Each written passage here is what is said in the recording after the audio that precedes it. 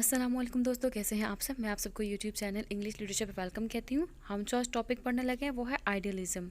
ये बहुत ही important philosophy है।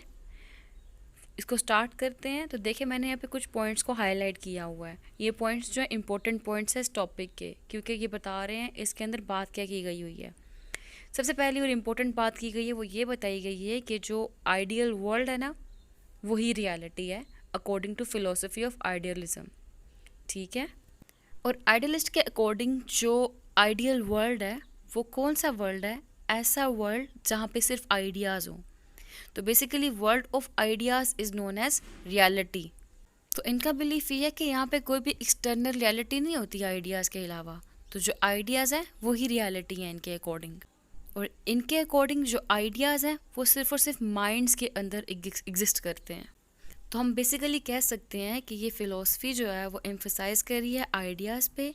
इनके अकॉर्डिंग जो है वो आइडियाज़ जो हैं सिर्फ और सिर्फ वही ट्रू रियलिटी हैं, और सिर्फ जो इंसान के आइडियाज़ होते हैं इंसान को उसी के ऊपर रिलाई करना चाहिए।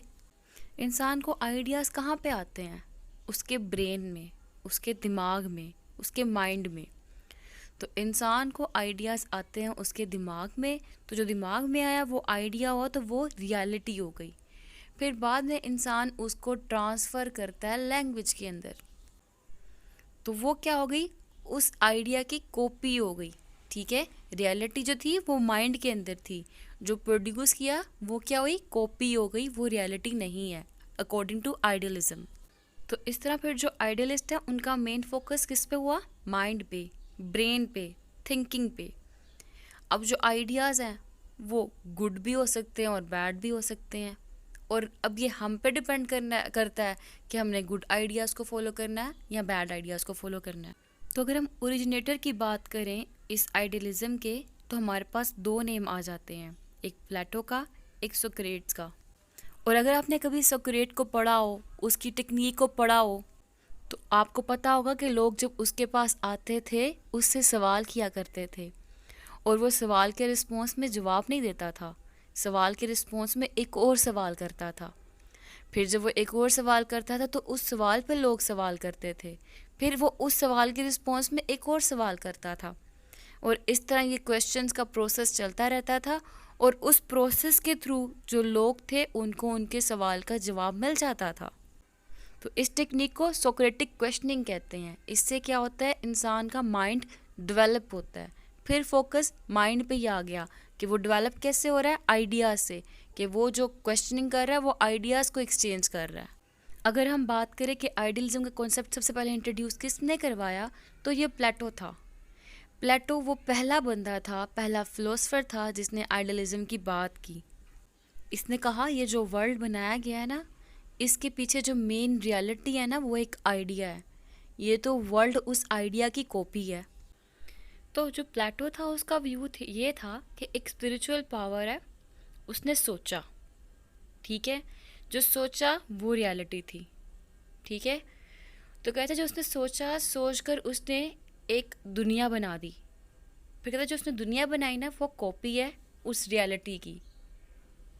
तो इसका मतलब क्या हुआ कि जो ये यूनिवर्स है ना, ये आइडिया पे बेस कर रहा है। जो आइडिया है वो रियलिटी है, और ये जो दुनिया है ये इमिटेशन है। इमिटेशन का फर्स्ट टाइम वर्ड भी प्लेटो ने यूज़ किया था कि ये कॉपी है।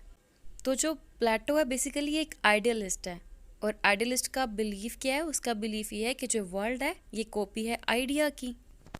और अगर मैं फर्दर इसको डिफ़ाइन करूँ तो इनका मतलब है कि जो सोल है ना, सोल वो रियलिटी है, और जो बॉडी है ना वो रियलिटी नहीं है, क्योंकि बॉडी एक कॉपी है। ठीक हो गया। अब मेन फोकस मैंने आपको बताया था इनका माइंड के ऊपर है। ठीक है। और इनके अकॉर्डिंग जो माइंड है वो मेन रियलिटी है। सोल, माइंड, आइडिया ये सारे एब्स्ट्रैक्ट हैं, लेकिन एक्चुअली में ये रियलिटी है। तो जो बाकी चीज़ों की बात आ रही है वो क्या है? यानी कि जो हमारी बॉडी की बात आ रही है वो क्या है? वो एक कॉपी है, इमिटेशन है। अगर मैं इनके करैक्टरिस्टिक्स की बात करूं, तो जो हमारे ये आइडियलिस्ट होते हैं ना, इनका कहना ये है कि जो साइंस नाम की चीज़ है ना वो एग्जिस्ट ही नहीं करती। इनका कहना है जो टेक्नोलॉजी है वो हम लोगों को कोई बेनिफिट प्रोवाइड कर ही नहीं सकती। इनका कहना है जो चीज़ मैटर करती है वो सिर्फ और सिर्फ आइडियाज़ हैं।